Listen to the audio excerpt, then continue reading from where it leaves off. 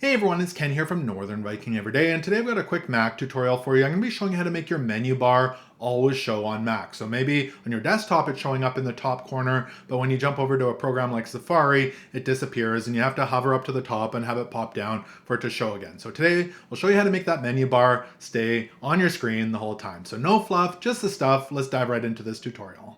All right, so here we are on my Mac desktop, and you can see my menu bar is permanently at the top here on my desktop. But if I jump over to Safari, for example, you can see it's missing. And in order to get it here in Safari, I have to hover up to the top and let it pop down to access it. I'd prefer that to be there permanently. So let's show you how to add that. We'll just go back to my desktop here.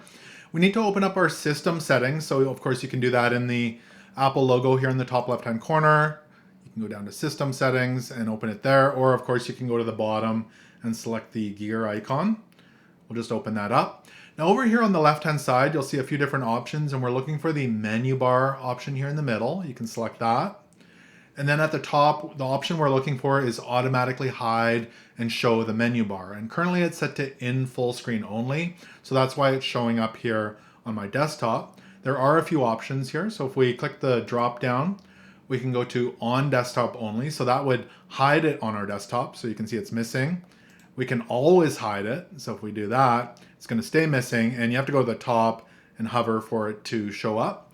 Now the one I want is actually the bottom one here, which is never, so this will permanently keep it on my desktop and when I open applications. So if I hit never, you can see it comes back, and now if I go back over to my Safari, you can see that it's permanently here at the top and I don't need to hover up for it to show up. And really it's that simple to add the menu bar here on your Mac computer. So I hope this tutorial helped you out. If it did, make sure to give it a thumbs up and hit that subscribe button. Thank you so much for watching, and until next time, take care.